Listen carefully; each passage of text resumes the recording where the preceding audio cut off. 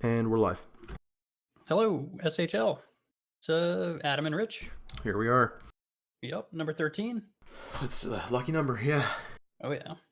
Is this the unlucky number? I can never remember. Is 13 the one that you don't want? Yeah, I think so. Yeah. The one that, like, hotels don't have floor 13. Yeah, Right? something like that. Is that right? I don't know. 13, Sounds lucky, right. unlucky, lucky number, whatever. Sure. So, yeah, hockey's back. That's good. Man, that's great. Yeah. I'm so happy hockey's back. Even if Edmonton's shit, I'm happy hockey's back. Yeah, it's interesting. I don't know. How's Edmonton looking so far? I guess there's only, have they played just one game? Yeah, we just played our first game of the season today against New Jersey and Sweden and Okay. got our asses handed to us. Hmm. It was embarrassing. Honestly, that was one of the worst displays of hockey I've seen all season.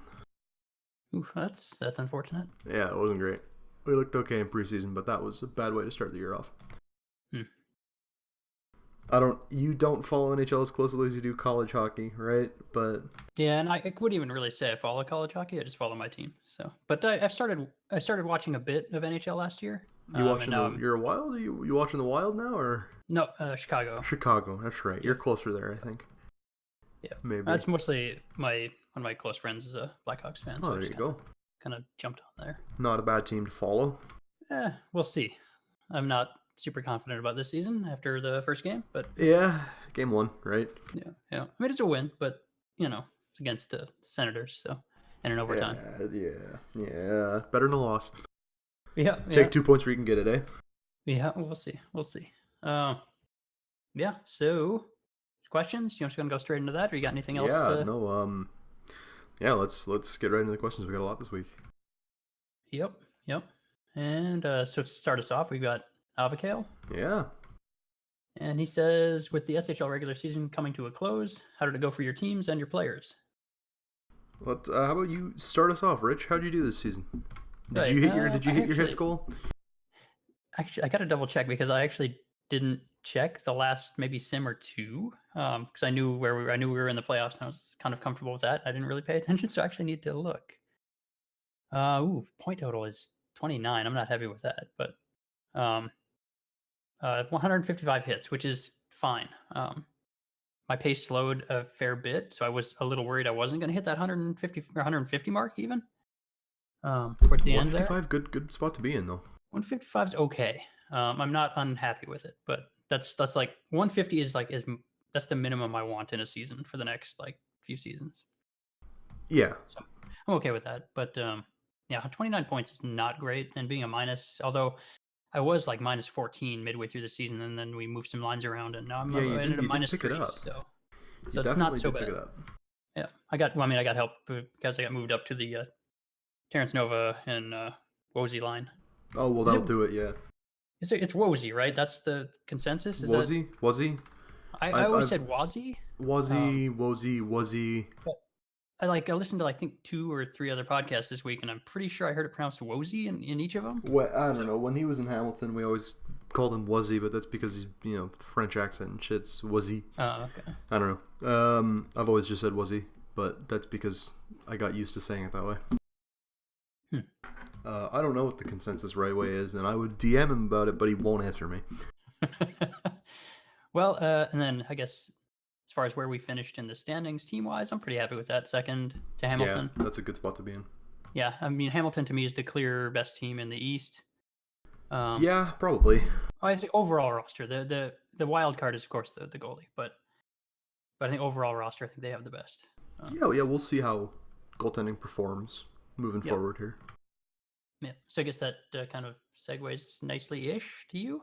Yeah, so I'm pretty pleased with where Hamilton finished. Obviously, taking first in your conference is as good as you can get. I think we would have liked to make a push for the Presidents, but no one's beaten that Winnipeg. No one's beaten that Winnipeg team in the regular season this year, so is what it is there. But as far as just me goes, I was pretty pleased with the way that I wound up performing. Career high, 42 points. I think that's a career high in hits. Definitely not a career high in shots blocked, but that's a weird stat to try and make anything out of anyway. So, yeah, it was a fine year. I delivered more hits than I took hits, and that's where I wanted to be. Would have liked goals to be a little higher, but I can't complain about 35 assists. Yeah, I'm pretty pleased with Kruger. This was a great year for me as a player. Could have been better as a team, but first in the league, obviously, or first in the conference, obviously, is a good spot to be. Yeah, he puts you in the top 10 for defensemen for points too. That's pretty good. Yeah, top 10 defenseman for points, and I think top 10 for assists too. Oh really? I didn't see that. Oh yeah, there you are. Nice. It was a good year. I'd be quite happy with that too. That's pretty good stuff. Of course, I mean, just because I saw it, Jason Visser, what a year for him. Right. I guess he was the Winnipeg Lottery winner this year. Yeah, well, they I think as a team performed better. Not quite the pace of 2 seasons ago where they had like 200. Well, that was the year, points. Right? Yeah. Or goals rather. Yeah, but they were more like that team than they were last season's team anyway. I think they had a bunch of guys like CrossFit Jesus and Bears. I think played quite a bit better this season. Although maybe I'm just imagining that, but I thought they had like Bears and Volkova all had solid years, if I remember right. Yeah, I think you're right. Which is a little more what you'd expect. And then, of course, Weber leading the defenseman in points. Yeah, Weber's it's his year for the Stevens, honestly. I don't know. I would maybe argue Jack Tanner. Nah. I think that's probably the biggest argument between the players out there. Absolutely. Nah, I'm winning the Russian this year, baby. I'm taking that breakout player award this year. You can't stop me. I have no idea where what other people would even be in the conversation. Yeah, I don't either. I guess I will find out whenever awards voting happens and look at what other people put there. Because I don't know who else you would put in that conversation, but that's a different topic for a different day. Ooh, Zajac for Seattle had a hell of a year, and I've not seen his name before, so that might be a possibility. I don't know. Anyway, so yeah, I guess that's Avakil's first question. Let's see. Next, he says, "What do our SHL playoffs brackets look like?" I'm glad you asked because I'm gonna do it live on the podcast. Oh boy, I haven't done mine yet. I haven't done mine either, and I've got it. I know what I'm going to do. I just haven't done it because I'm... We'll do it right now, Rich. We're doing it live. Oh, God. Okay, fine. This makes it a lot more difficult for me. Not really. Talk your thought process out, you know what I mean? Okay. I'm bringing up the old bracket PT. It's the greatest podcast in the world. Yeah, right. Doing PTs live. Okay, let's see. All right, so first round, we've got in the East, West Kendall versus Hamilton. I think Hamilton's, to me, the I don't want to say easy pick there, but I think it's probably in the East. It's of the two. Yeah. It's the easier of the picks. I'm putting the Hawks in 7 because I don't want to underestimate West Kendall. Yeah, I'm gonna go 6. West Kendall's probably they're a very good all-around team, but they're West Kendall, and so who knows what they're gonna do. I think Hamilton's skaters, forwards in particular, are better. They're actually no, that's not true. Their defensemen, I think, are more clearly better than West Kendall's are. I think forwards might be a little close-ish. Yeah, probably. Goaltending goes obviously to West Kendall, but that's like I said about in regular season. That's kind of the wild card is if the goalie could potentially be the reason you guys lose this. If you guys lose this, goalie is the most likely reason. Just inconsistent play or letting in large number of goals. I would agree with that statement. So yeah, I'm taking Steelhawks in 6. Yeah, I'll go Hawks in 7. That puts us with Buffalo and Minnesota. Yeah, and this one is I have no idea how this is going to go. This is a coin toss of a match, honestly. I'm going to go Chiefs in 7 because I think you guys just have a little bit of a physical edge over Buffalo. I think we have better skaters. Maybe not on defense. Maybe defense is close. I think our forwards are almost certainly better. They may have a better third line than us, but our first and second, I'm pretty sure, are better than theirs. Our first, I would say, certainly is. So I'm gonna just kind of bet kind of safely. I'm gonna take Stampede in 7. That way, if I lose, I get TP. So. I'm going to go Chiefs in 7. I think that you guys match up well with Buffalo, but I think you guys have the edge. So I'll take Minnesota in 7. That feels like a safe bet, but this is kind of a coin toss series, honestly. Yeah, yeah. I don't think there's a clear favorite at all. I think it's very close. So we'll see. But yeah, I'm gonna if we win, great. If not, I get TP. So that's why I like picking. I like to bet against my own team. I just I think most playoff brackets I bet against my own team just because I don't know. I don't it's a win-win. It's a win-win either way, right? Yeah, I also just don't like betting on myself like that. I don't know. I don't know why. Next, West, Calgary Dragons, and Winnipeg. Jets. I don't know. I don't know. It's tough for me to count Calgary out of anything anymore.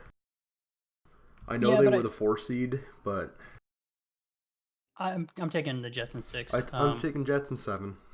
It's to me, it's Jets, no hesitation. It's just the number of games. I think the Jets are clearly the better team. I don't think there's any spot on the Winnipeg roster that is weaker than Calgary's. I think they have the advantage kind of across the board. Maybe probably forwards being the biggest advantage. Yes, absolutely. I think the Calgary defensive core is pretty solid. Yeah, they're fine. I think their team as a whole is not bad. It's just the Jets, I think, are clearly the better team. Yeah, I'm gonna also say Jets. I'm gonna give them 7. I just have a hard time counting Calgary out of anything. It's been a weird year though, so who knows? Mm-hmm. So next we've got LA and Seattle. Oh, you already know I'm taking Seattle. I don't know what to do in this one. Because I'm not familiar enough with Seattle's roster.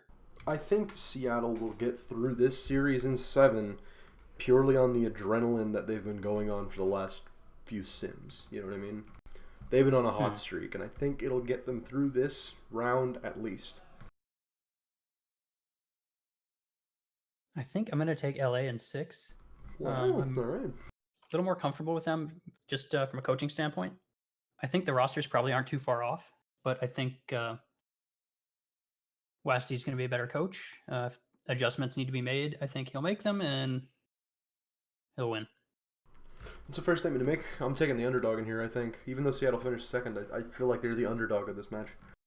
Yeah, I think a lot of people will probably take LA. I haven't looked through too much, but my guess is that people would take LA over Seattle. Yeah, that seems to be the consensus. All right, second round. That leaves us with, well, for me, I guess we have slightly different brackets then. For me, it's going to be Hamilton versus Buffalo. Yes, that's right. Yeah. Hamilton all the way. Take them in 6 as well there, just because I think I don't know. Hamilton's weird, but I have confidence in your skaters to carry the team. That's never a good thing. Yeah, I think you'll be able to score enough that in spite of your weakness at goaltender, you'll be able to overwhelm the Stampede, and even if you do have poor goaltending, they'll your scoring will make up for it. So I think yeah, that's what I'm going with. Yeah, so I'm with the Hawks Chiefs. I'm gonna say still Hawks in 7, just because basically for the same reasons you said. I think our skaters are the best in the East. Mm-hmm. Our goaltending isn't shaky, but it's a question mark. So it'll be interesting to see how Chris holds up in the second round. But I'm still gonna give it to the Hawks in 7. Minnesota's a good team. I don't think they're better than Hamilton. Yeah, I agree with that. I would go the same way if I had your bracket as well. And then I think we had this. No, we did not have the same in the West. We had different ones in the West as well. So then West, I've got Winnipeg taking on LA, and I'm taking Winnipeg. That's not another fairly easy decision. I kind of want to go in 5, but I'm going to go in 6 just because I feel it's a little bit safer. Yeah, that's fair. I think the Jets are too much for LA. I don't know that there's a whole lot LA is going to be able to do in the event of that matchup. I don't think there's a lot they can do. I don't think I would bet against the Jets in any matchup in the West. Let's see. So then, and you had the Jets and Seattle. Yeah, I'm gonna give Jets in 6 in that game. Riot are going to ride on adrenaline for the first series. they'll pick up a couple of wins in the second round, but like you said, I don't think there's a team in the West that matches up with Winnipeg. Mm-hmm. Yeah, I agree. I think they're just too good on all fronts. I think they're going to blow by Seattle, unfortunately. Yeah, I would feel the same way. And then that puts us with, we got the same finals matchup then. Yeah, with so we're back to the same here in the finals, yeah. To me, it's Jets. I know it's like basically picking the favorite all the way down the line, but yeah, I have a hard time picking against them. I'm taking Hawks in 7. Yeah, I'm taking the because Jets I have to. Yeah. That will be a match to watch because I think that's two very evenly matched teams. I don't think the Jets have much of an edge over us in any category aside from goaltending. Goaltending, I'd say, yeah, you're probably right. They probably have better forward chemistry. I don't necessarily think that they have better forwards, but I think they have been better about putting their forwards together and getting results. I would say that's a fair statement. I think this one could go either way. If it's Hawks Jets in the finals, that could go either way. That's two pretty evenly matched teams, and it's going to come down to whether or not Hamilton goaltending can hold up. Yep. But my heart wants to see Hawks riot, man. That'd be pretty interesting. That would be actually would be a lot of fun. That's the thing is like I don't really want just favorites matchup in the finals. It's not as interesting, but at the same time, I'm not going to bet some weird nonsense either. Yeah, this is like it's tough. I don't know. I can't even count the number of times I've picked the Jets to win in the finals, and they just never do. They never do. But yeah. I can't. I hope your streak holds up. Right. I would like your cup. Thank you. Yeah. So we'll see. We'll see what happens, but that's where I'm going. Yeah, that's my bracket. Yeah. We diverge a little bit here and there, but we come to basically the same conclusion. Mm-hmm. But go Hawks. Yeah. Good luck. I'm not sold on the fact that Minnesota's going to lose, but I don't feel really like largely threatened by any of the teams in the East. But I'm just not like really confident we're going to beat any of them. I can't tell if I should be offended or not. I'm just saying, like, I don't fear any of the teams. Yeah, I think we could beat any of them, right? We say it all the time. The East is a Thunderdome. Everyone could beat everybody in the East. Yeah, for sure, except for West Kendall. Yeah. Well, yeah. that's a coin flip every game they play. Which West Kendall team is showing up this week? Who knows? Yeah, is it going to be S41 West Kendall or is it going to be like S37 West Kendall? You know what I mean? Every other season West Kendall. Yeah, exactly. Okay. Awards predictions. You want to do that next, or you got anything else? Let's get it. Let's do some awards predictions. That's fun. Oh boy. I did not prepare for this at all. I should probably post this. I was going to say, I just posted my bracket. Hell yeah. I just went away from it like I wasn't going to post it. There we go. Okay. Let's see. I should probably bring up the awards list because I can never remember the names, except for the Jeff Dar because I have a really poor relationship with Jeff Dar. Yes, let me pull up the awards list. I should do that since I'm on the awards committee. You think I'd know by now, but... All right, let's see. Ron Mexico, MVP. I mean, feels like Visser's like just an easy choice this season. Similar to S41 where he had that monster season. He did it again, so why not? Let's see. Who else? Is there anybody else that might challenge? I mean, maybe you could make an argument for Garrett, but... yeah. Actually, Garrett, it wouldn't be a terrible argument because it's. I think you could easily say that Seattle doesn't make the playoffs without that Louis Garrett performance, right? Maybe. Seattle was good all around this year. Zajac also, we talked about it a little earlier. I don't think Garrett was the only contributing factor to Seattle. Otherwise, I would agree with that statement. I think Visser's the clear call. Yeah, I mean, I think the only reason I say that's potential argument is because Winnipeg's roster is so good. Yeah. I don't know that they necessarily need Visser to have this kind of year. But then... I think maybe Seattle does need Garrett to have the kind of year he does to make the playoffs. Do you talk about that, though? Because that's a really weird double-edged sword to talk on, right? Winnipeg's stacked, right? Winnipeg's stacked. They don't need Visser to blow up. But the fact that Visser blew up with such a deep roster is impressive. Oh, yeah, for sure. There are plenty of guys who couldn't do that. There are plenty of guys who would be on that stack roster, and you see it in Hamilton specifically. I'll use them as an anecdote because I play there.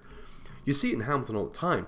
Guys that would be superstars in shitty teams are playing 30, 35-point seasons because there's so much talent on that roster. And Visser Visser goes a level above that because he's still blowing up on a team with that much talent. Yeah. No, I think it will be Visser most likely. I just think that Louis Garrett's the only other real potential guy in the conversation. I don't know that anybody else is even really worth mentioning. I mean, there's got to be nominations, but I just don't think like anybody has a real shot at it. Yeah, so, I would say Visser and Garrett are your two there. Yep. Yeah, but I'm picking Visser for sure. Yeah, so am I. McBride, is that the next one? Yeah, McBride. McBride. Yeah. McBride. Best goalie. I don't think goaltending was that great this season, was it? Yeah, goaltending wasn't crazy good. There wasn't any real standouts. Everybody was pretty even. Mm-hmm. Moreau had a good year, but Manhattan's a shitty team, so I don't know how many shots he actually faced. He faced a fair few shots and still managed a 908. That's not bad, but his goals against is terrible because he played in Manhattan. I feel like Zumbayev's probably going to get it. Yeah, Zumbayev or like you could argue for Marmeladov, but his goals against average is terrible. Mm-hmm.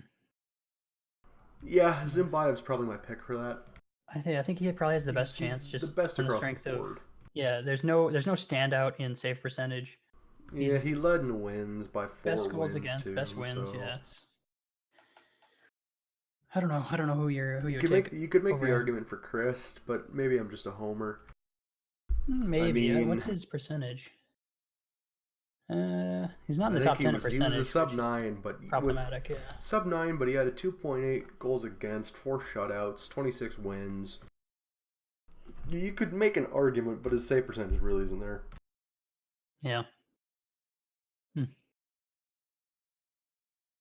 Zumbayev's probably my pick for that award. Yeah, I don't see anybody that stands out enough to.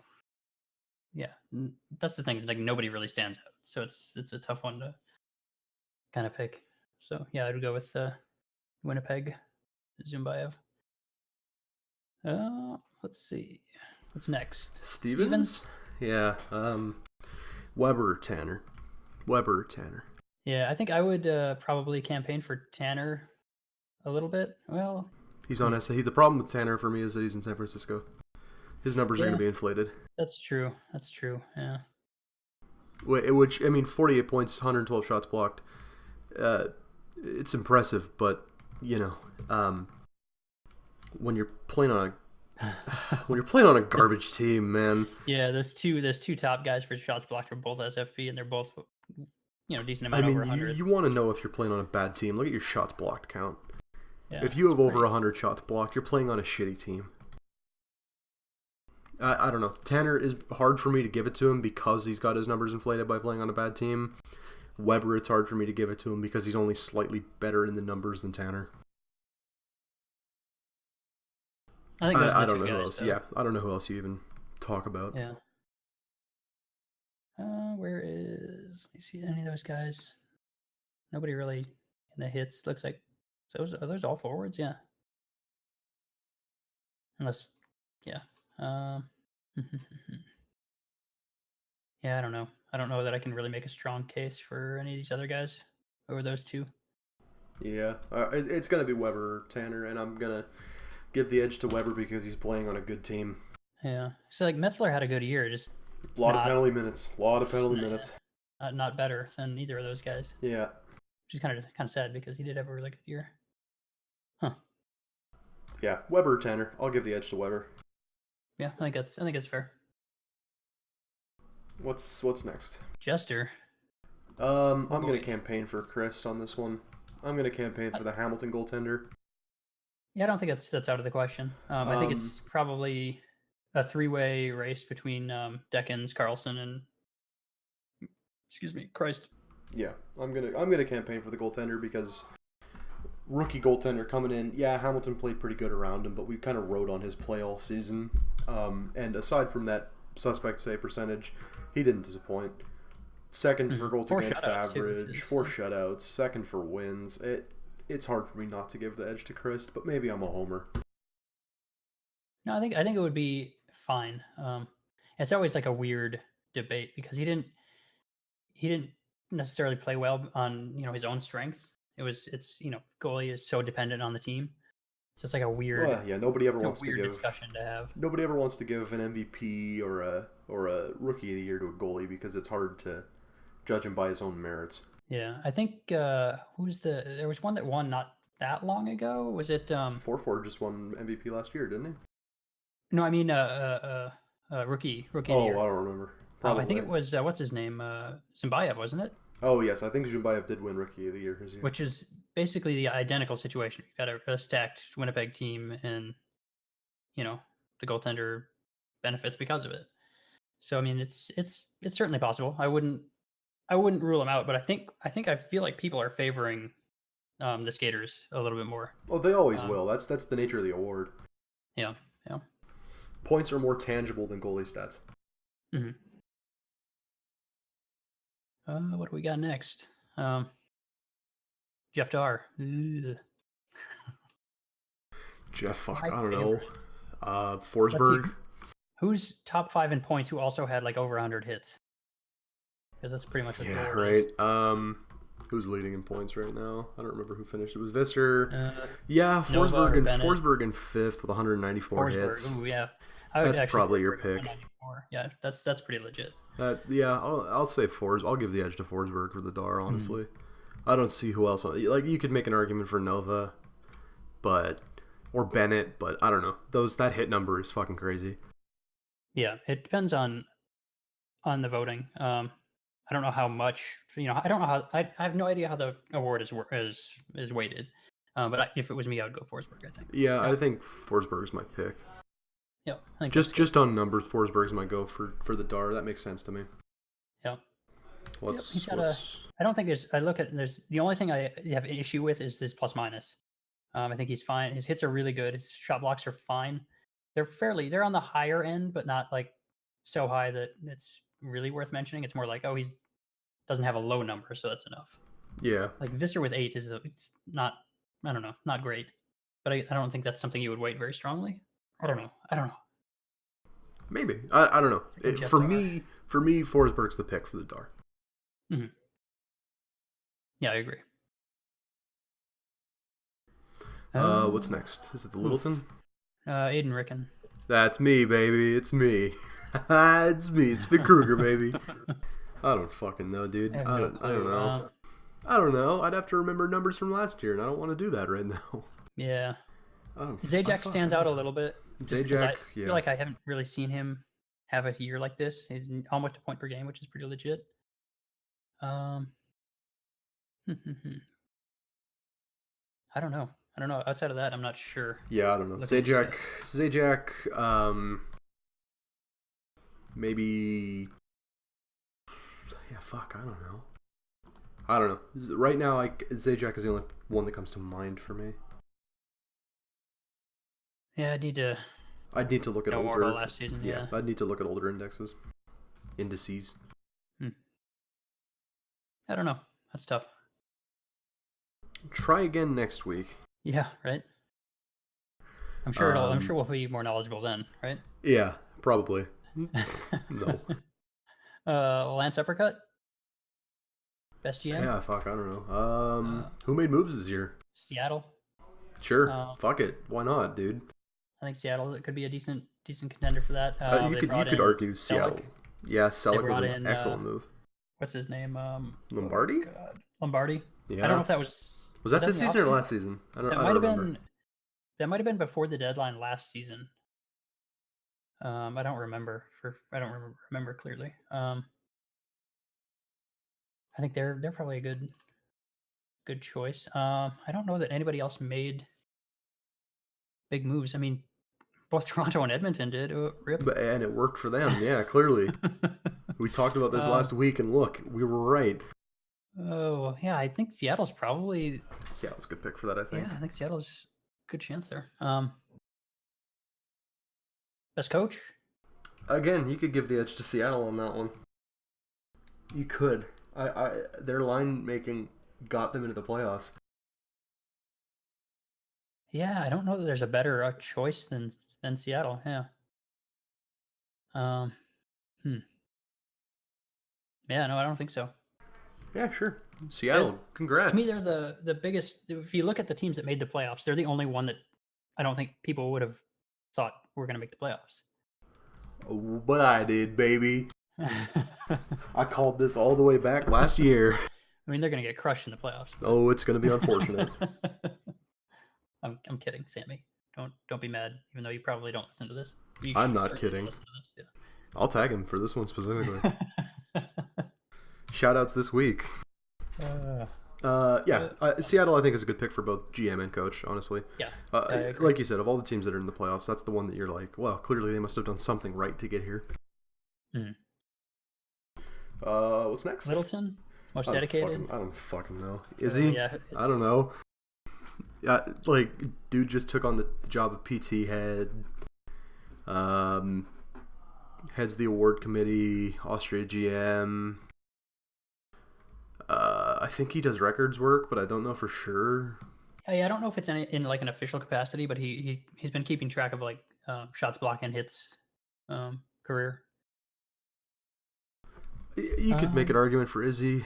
What's his name? You could make an argument for King, but I don't know. I was going to ask if Teddy had won, but he has. He has won before. I think he should have won last year, but I will say no more about that. Yeah, I think it's tough. Yeah, it's tough. If he hadn't won in S41, I would have said probably yes, absolutely. Because it continues this like continuous work on the. Well, and he's putting together, and I think he's putting together a new skin too, but I don't remember. Yeah. I think he's trying to do a new mobile-friendly skin, so maybe put Teddy on the list again, man. Maybe put Teddy back on the list. Why not? Put Teddy back on. He won't win, but he deserves a nom. You know, it's definitely an option. I don't know who they're gonna, who the nominees are gonna be, but I think he would be a reasonable nominee. You could argue King, but it's only been a couple of seasons. Yeah, I think it's a little. It's a bit premature to give it to him. I mean, it is a seasonal award, so I mean, it's for last season, right? So I mean, it's not. Yeah. I guess. I just think it would be difficult for somebody that new to win it.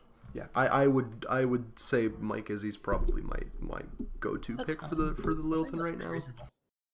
Yeah. I can see that. Do we have any more awards to talk about?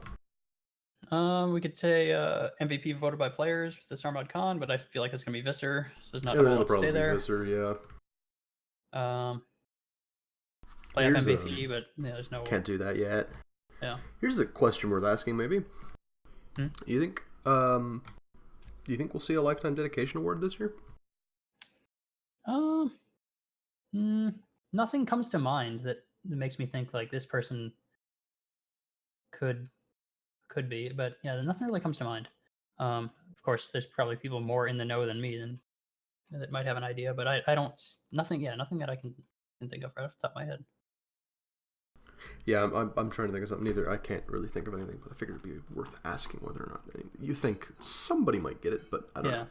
I try to think in terms of like, did anybody retire or leave a position or something like that? And there really isn't any of that right now. However, Eggy just a couple seasons back got his, I think, didn't he? Am I out of my mind? Yes, he got his a couple of seasons. I think it was S41 or 2. Yeah, but he hadn't like left a position or really. No, it was just because of the sheer amount of work he's done for the site in his time here. But I always associate it with that, like somebody leaving or stepping down or something. So we're kind of honoring them. But I can't really think of anything. Yeah, I can't think of anything in particular right now. Yeah. So I would say not awarded. Not awarded. Why not? Hell yeah. I think that wraps up award predictions. Yeah, I think so. Fantasy. Yeah. Yeah, I sucked. I sucked this year.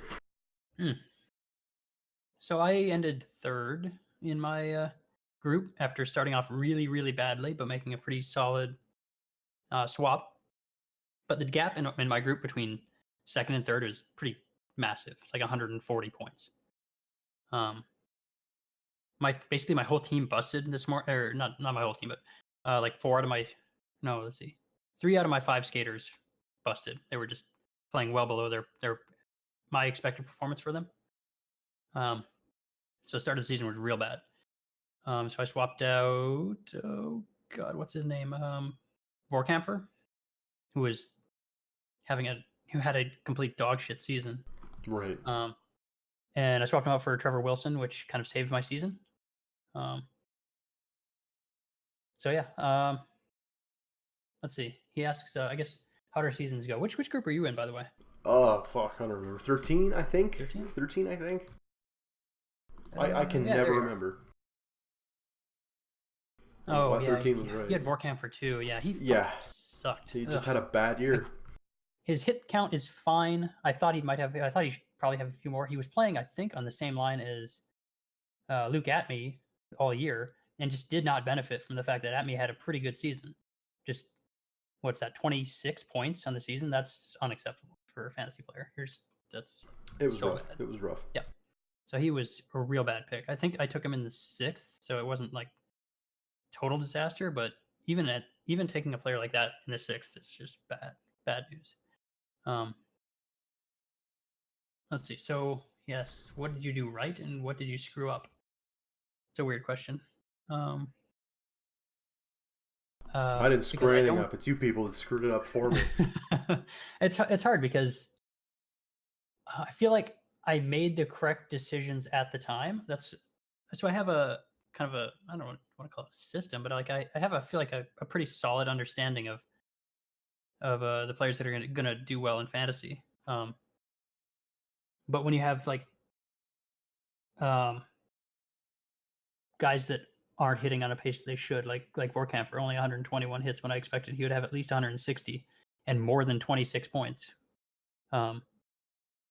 Or Xander Reese. Now, he didn't have a bad season, but he didn't have a Xander Reese season. Exactly, right? So, and then I guess outside of those are the two big ones. Corey Naus was, for where I picked him, he did not perform well. I think if I had gotten him in like the 5th or the 6th, his performance would be fine. But I think I took him 2nd or 3rd, I forget.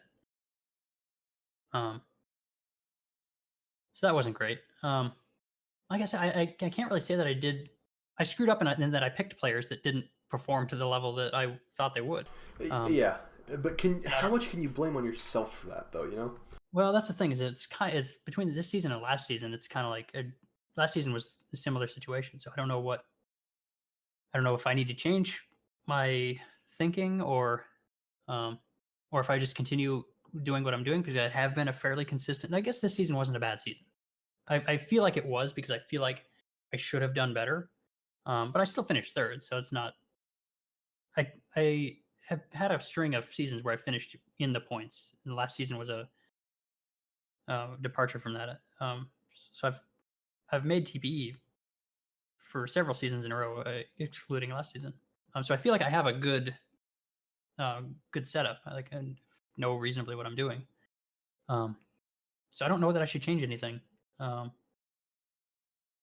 don't know.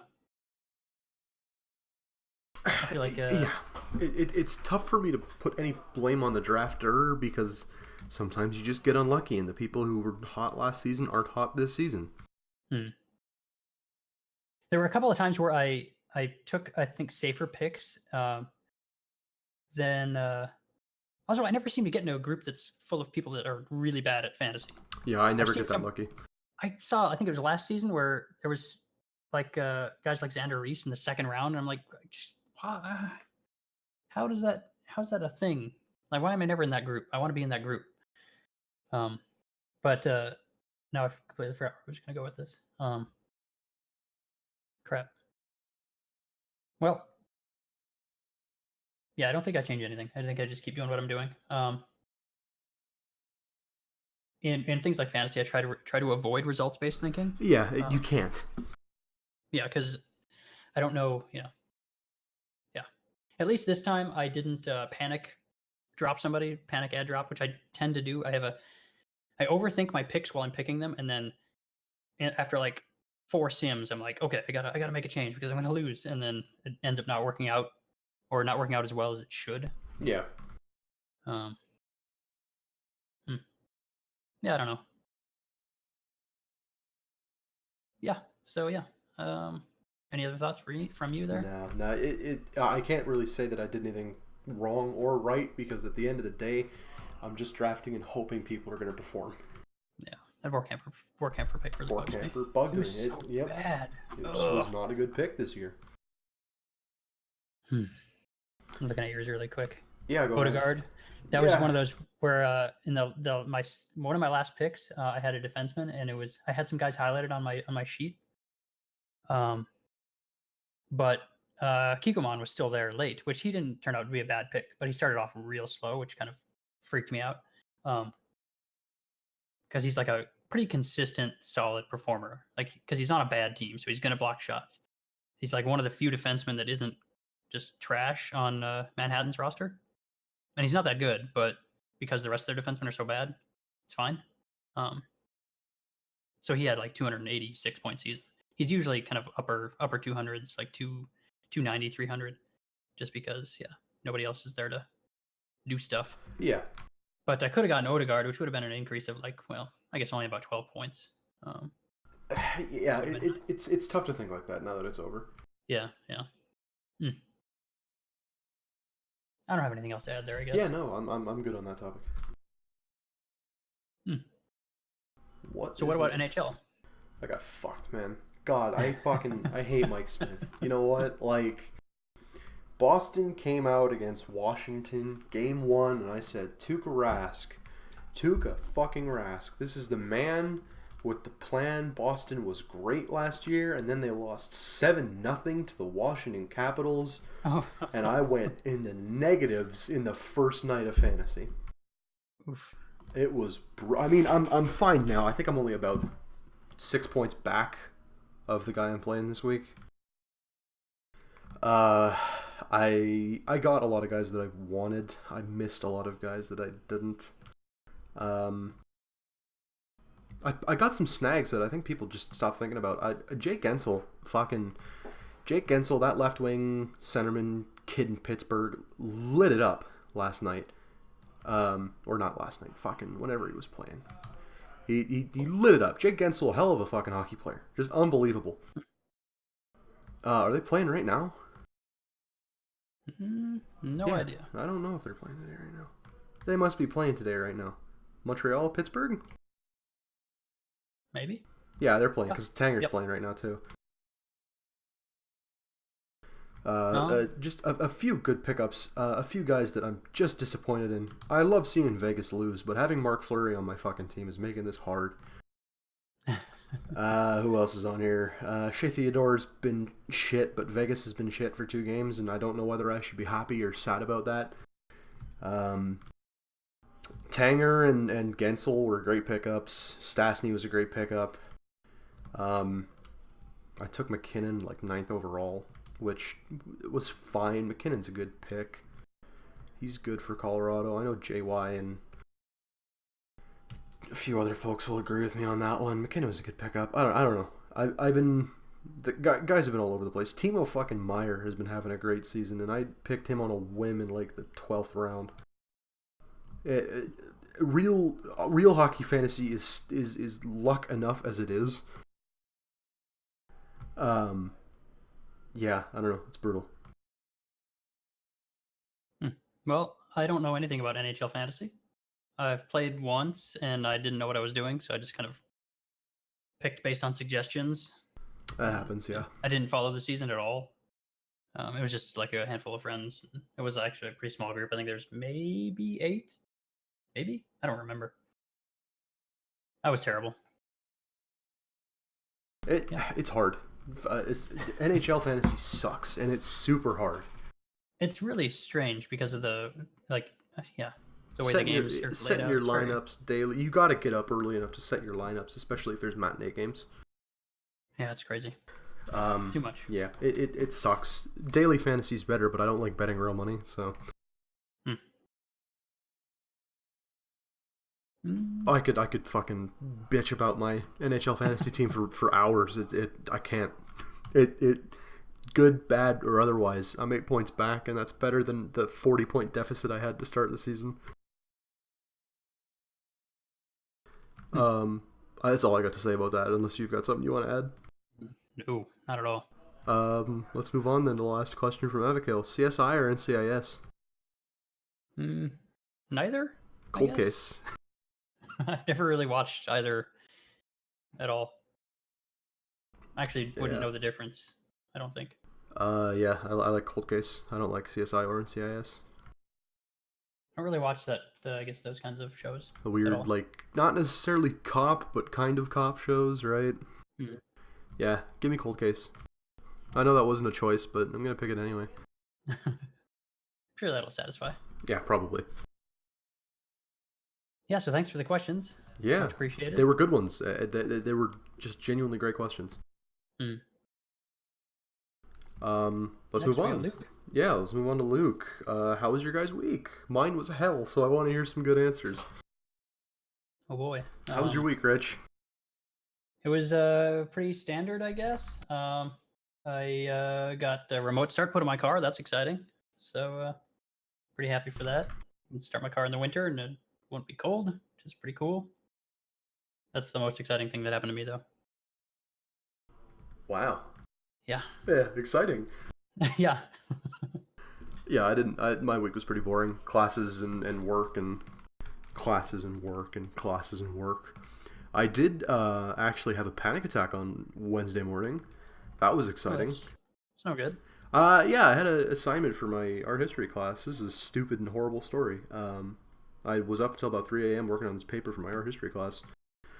Got up in the morning to print it, and my printer ran out of ink. And this, so I said, fine, I'll go downstairs and use the printer in the library. And went down there, and that one ran out of ink. And now it's 10 minutes till my class goes. I wound up going to the university library and paying them like $3 to print off my shit for my class. But man,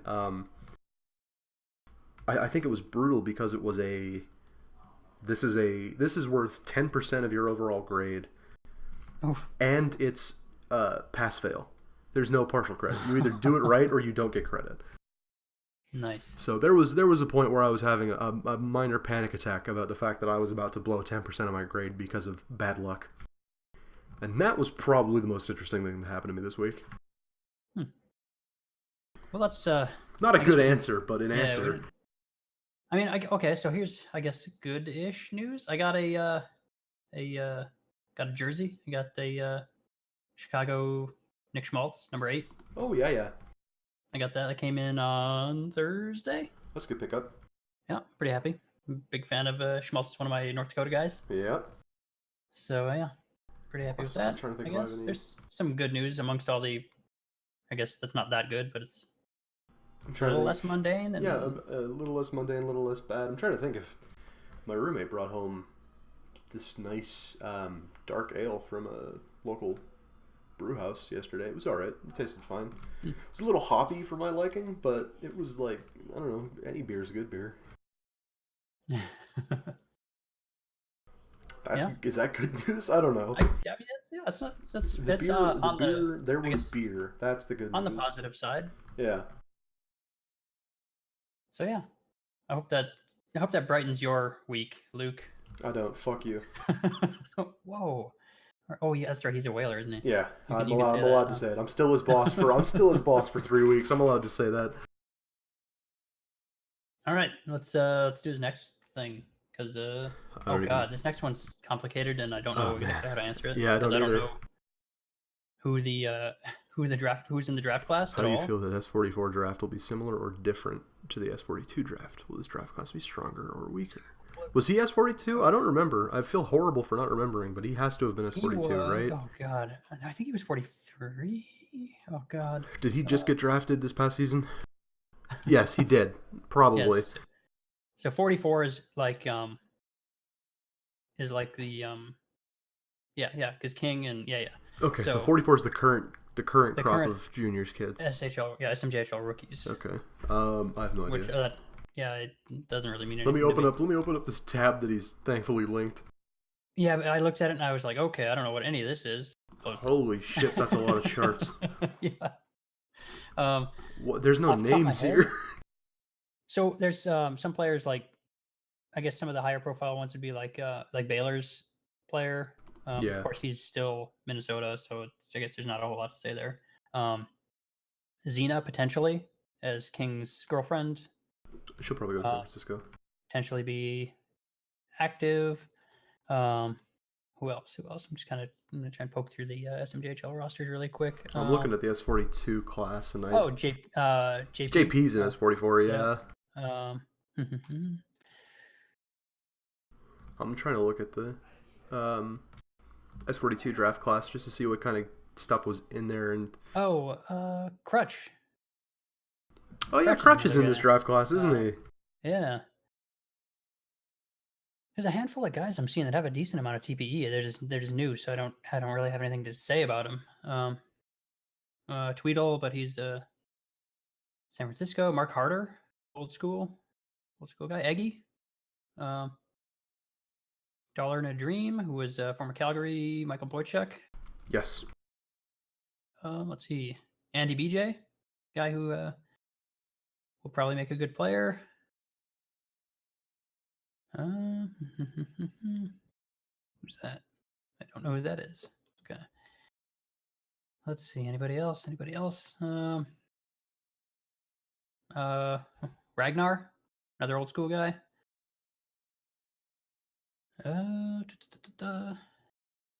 Boy, I'm having Nuck. There's a lot of... I think S44 is going to... I don't know if this answers the question or not. I think S44 is going to be a better draft class because of the sheer number of people in it comparatively. No, this is looking fairly decent as I'm looking through the draft class, looking through just the... Yeah, I think this is going to be a fine draft class. I think it's going to be better than S42 because there's more people and more more guaranteed actives, I think. Yeah, the recreates look pretty solid. And there were a handful of guys that I did not recognize. So rookie players, new users. So it looks like it could be pretty solid. It's obviously not going to be S43, but yeah, it looks like it's pretty reasonable. I don't know. I don't know how to. I don't know if that answers the question. Yeah, I don't exactly know if what will it be stronger or weaker? It'll probably be stronger than 42, I would think. I don't remember the 42 class well enough either, though. It's not things that I pay attention to. Yeah, the S42 was Chris and Denisovic and I think Skelbergs and Roberts and Buck Maverick, Jeff Moore. Lepish was in S42. So there's some pretty good guys there, but I feel like it drops off pretty hard after the first round. I feel like most of the S42 kids play for Vancouver, and that makes me feel good, I think. There's a lot of Vancouver kids on that list. Yeah, I think this is going to be stronger than S42. Probably, just by the sheer number, honestly. Yeah. Yeah, the volume in S42 is not great. I don't know if that answers the question, but I'd like to think it answers the question. Yeah, I'm just pretty much asking stronger or weaker, and then, yeah. So, yeah, I will say stronger. I don't know how much. He's got another question about fantasy. We were in the same group, and we were kind of... Is that what this is about? Yeah, we were... Yeah, I think he messed up a word. And actually, maybe if I beat you. Yeah, it's supposed to be if I beat you. Okay, because I'm reading this trying to think. Like, I have no idea what he's talking about. Rich, you handle this question. Yeah, we both started off pretty bad. We also both made some pretty good swaps, and then we ended up kind of battling for third and fourth. And when he made this post, I was maybe like 20, 30 points ahead, and was feeling pretty confident, and ended up being like 20 some points ahead in the end. So he got fourth. I got third. Yeah. So there you go. Suck it, Luke. Could have gone either way, I think. I was feeling pretty confident when you posted this because I had a good enough lead with my players. Although if they played at the level they played at early in the season, you easily could have caught me. So yeah, there you go. Yeah, suck it, idiot. Oh wow, rude. Yeah, it's me this week, man. I don't. Yeah. My views do not reflect Rich's views. We should say that at the start of every podcast. I love you, Luke. Adam hates you. It's true. That's why I drafted. That's why we drafted you and brought you up like one of our own. It's because I hate you. Christ. What cover bands does Adam actually like? I don't listen to cover bands. Not that I don't like them. I just don't listen to them.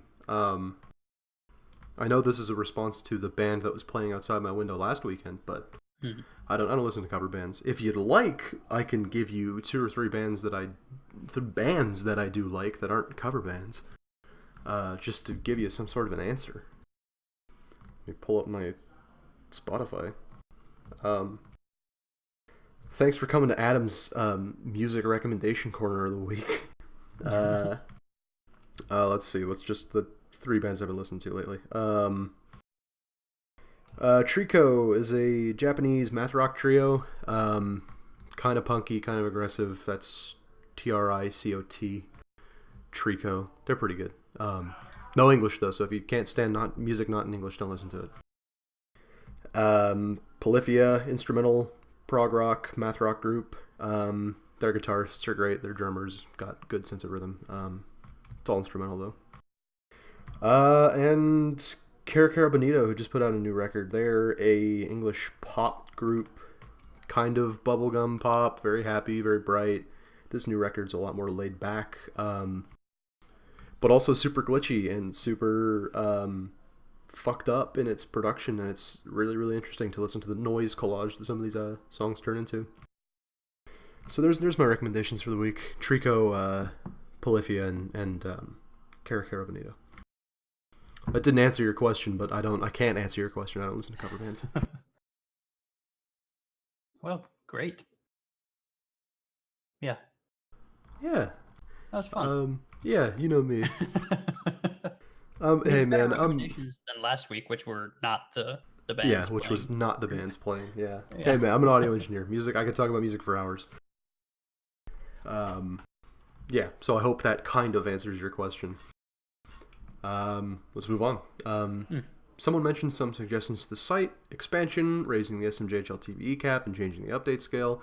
What are your thoughts on it? And he provides a link to the thread that I didn't read. I read a little bit of it, but I mean these kind of arguments have come up before, so yeah, all the time. I don't think there's anything really new raised. I still like the idea of expansion. However, I'm with the it has to be warranted. Obviously, I don't want to just expand just because.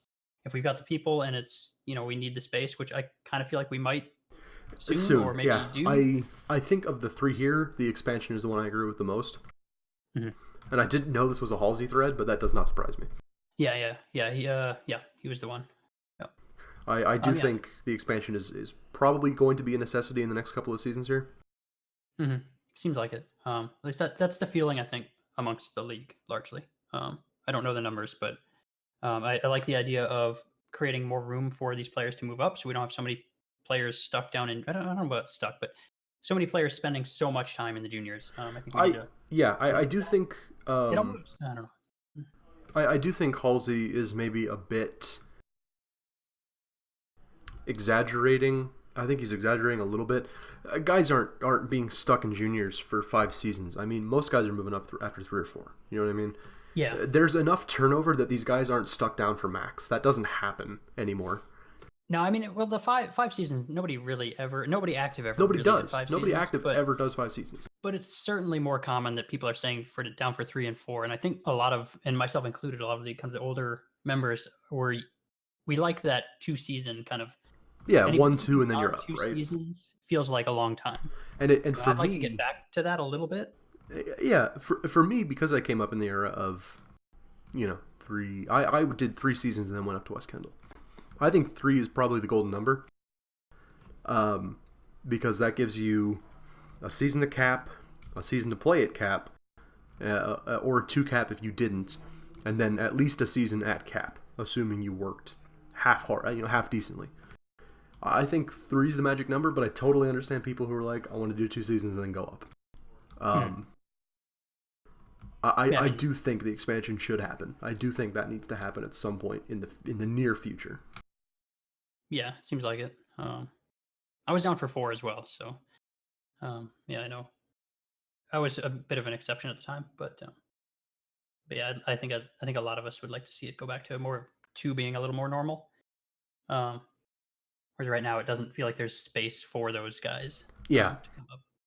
Well, and it is tough because part of it's the byproduct of just the retention numbers on some teams. But you look at a team like Calgary, they can't afford to have guys who are like under 500 TPE anymore because they have such good player retention and they want to stay competitive. But when a team starts running guys that are at 350, 400, 450 TPE, you're going to have really weak lines. So I wonder how much of it is a GM coaching thing more than anything else. I don't know. I feel like if the space were to open up and we were to expand in a way that made sense, like with the like we talked about a couple weeks back, doing an expansion draft in a way that makes the expansion teams kind of like fringe playoff teams at best, so they're somewhat competitive, and we're also actually forcing teams to give up players. I agree. We've definitely talked about this before. Having an expansion draft would be amazing for the league. Yeah, and then we get that hopefully would the idea is that it would free up space on these like in these third line spots that most teams, if not all teams, would have to be taking up these relatively young players and kind of filling these like third line spots with them. And then, so they would kind of even out across teams, so this level of competition would stay roughly the same. As far as like getting these matchups, you would also be matching up most likely against these other, newer, younger players on these third lines. As far as the other suggestions, raising the SMJHL TPE cap, I've never been a big fan of that. I don't know that. I do get the argument that it does feel like you're kind of stagnant, but I think if we can kind of keep the norm at like a 2 to maybe 3 season SMJHL career, well, exactly, it's not as big a deal. If we expand, there's no reason to raise the cap.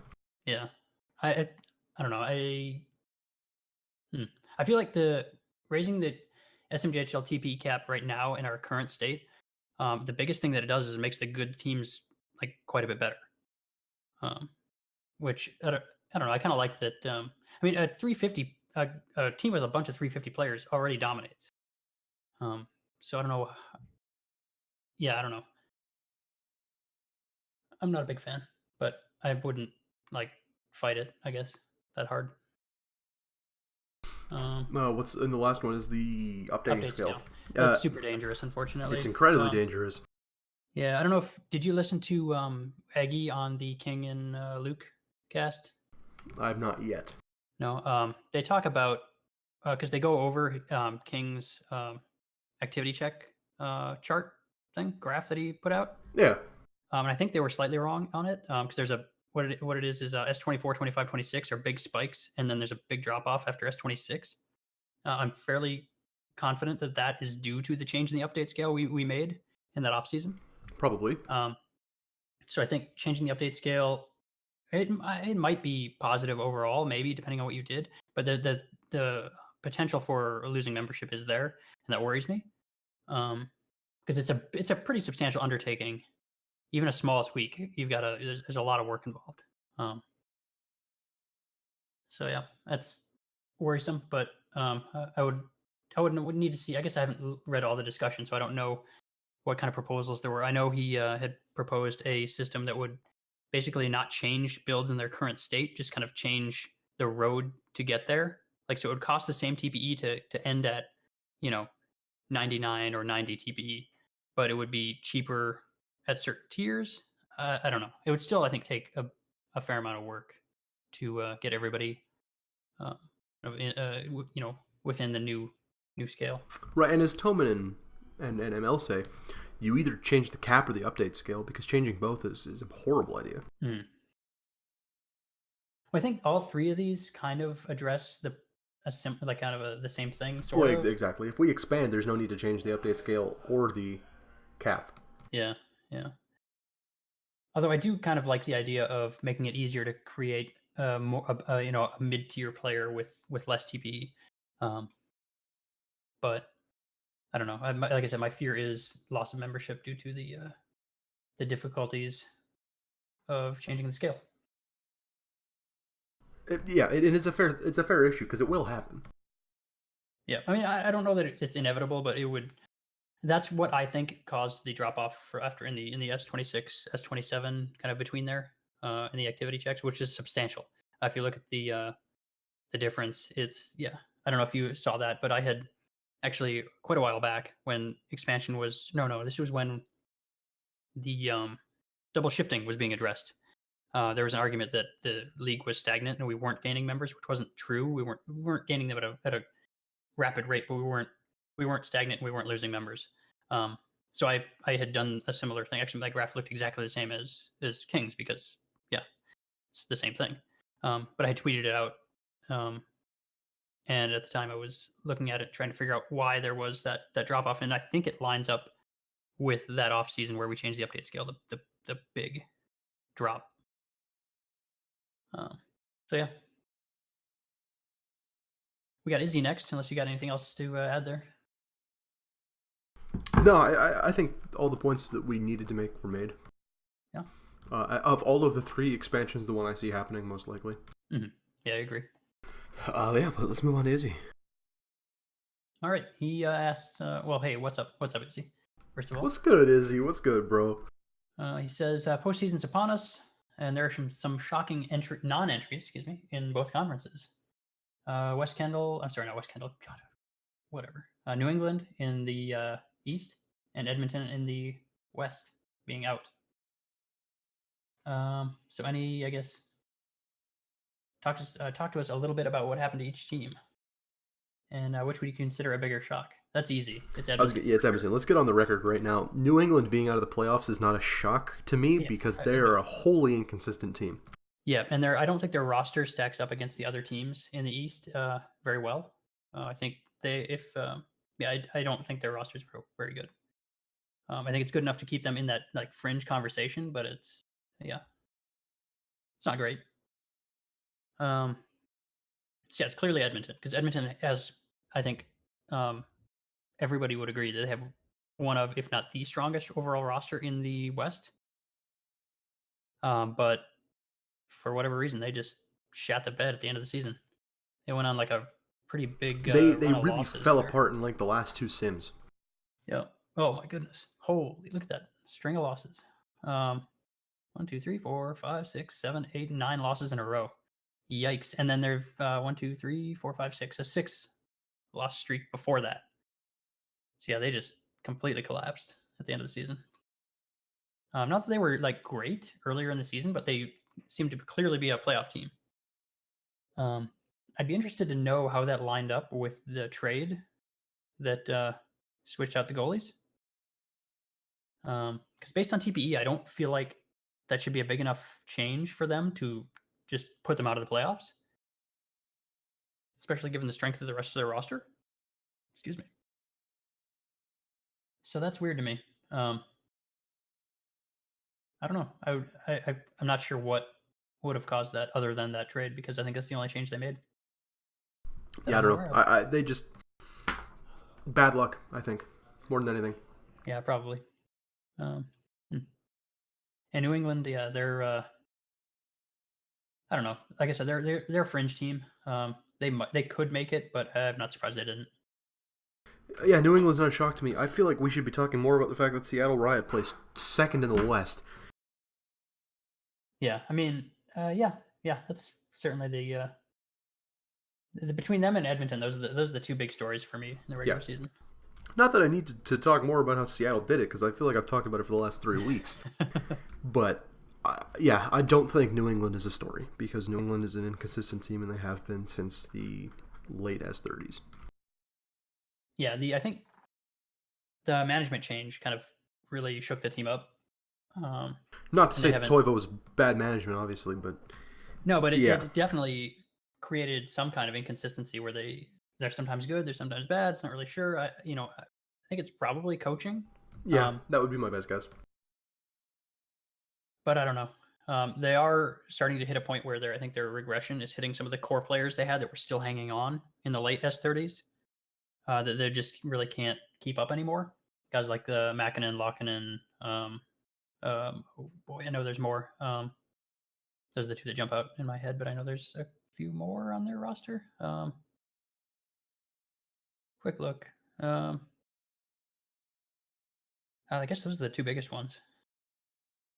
What about? I guess Bure as well, but he retired, so he's gone anyway. But yeah, those players were still good enough to contribute, I think, in the end of the S30s, but at this point they're a little too far gone. I guess I don't really have a whole lot to say there. Edmonton is a playoff team. They just they just fell apart this year. Yeah. That's the story. Yep. What about we got one last question, ML? You want to hit that up?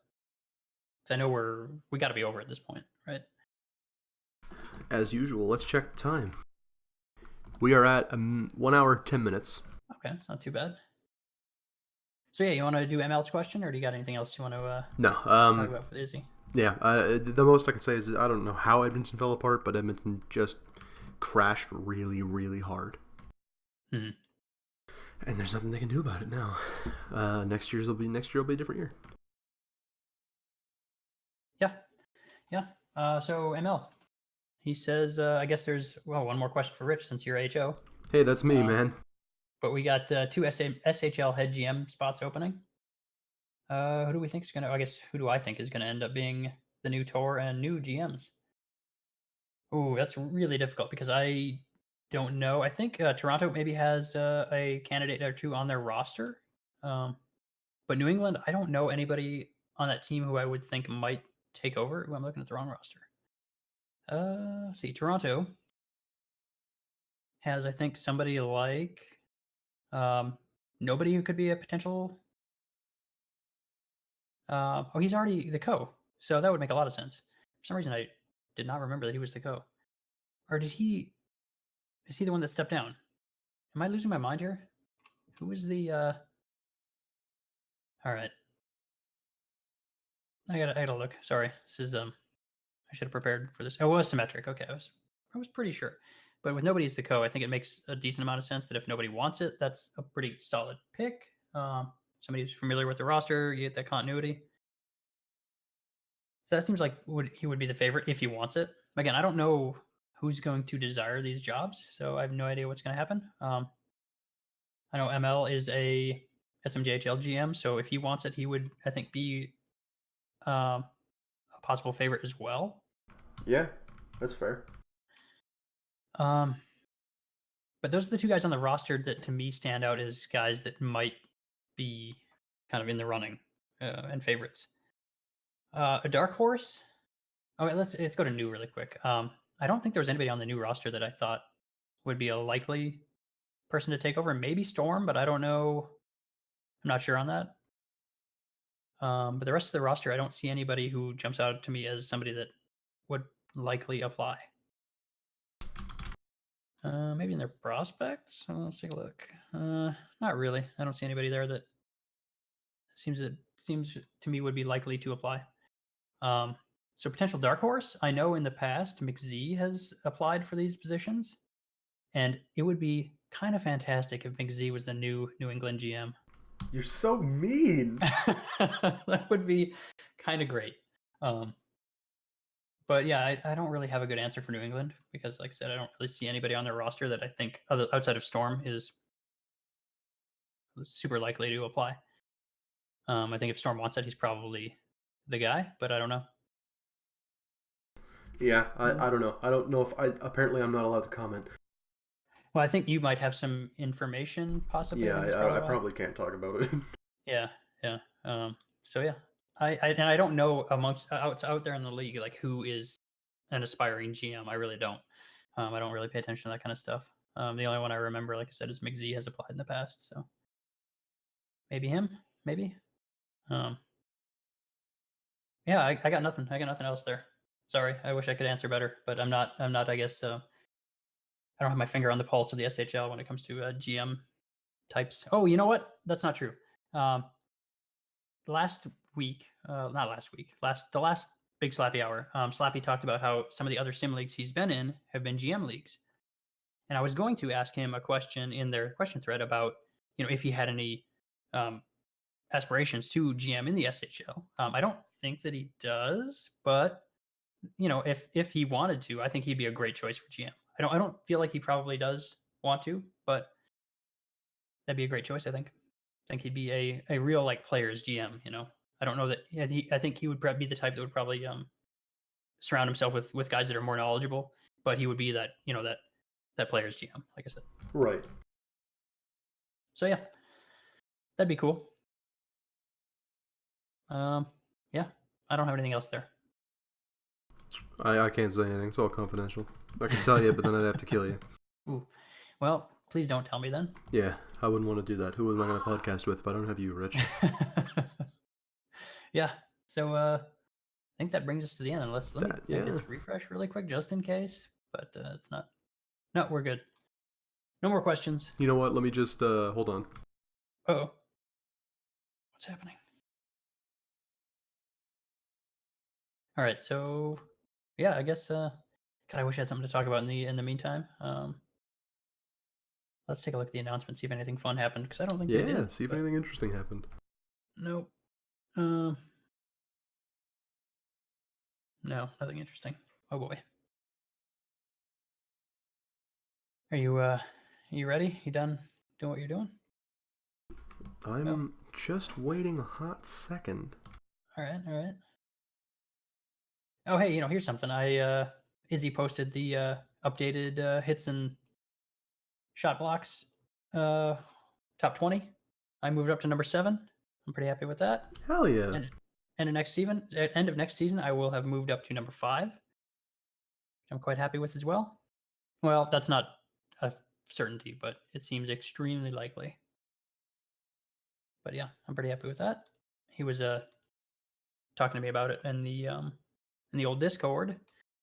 Because he was asking about the potential of his player breaking 3,000 hits as well. Because I've been talking about that for a bit. So yeah. Okay, live call in. Uh-oh.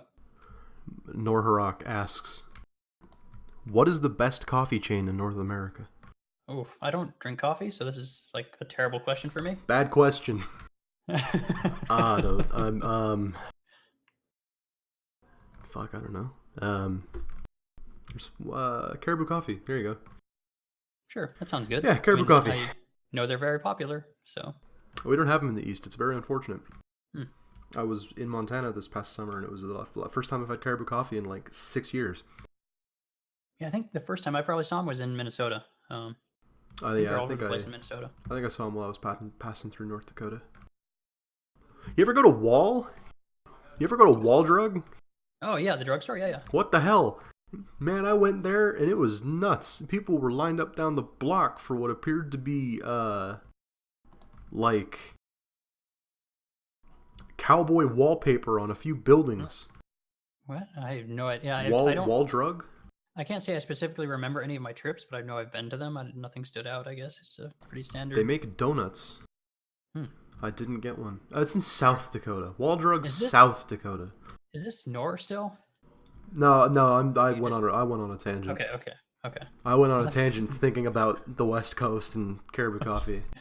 What kind of madness is Nor on? Caribou Coffee. That's my answer. Yeah. Okay.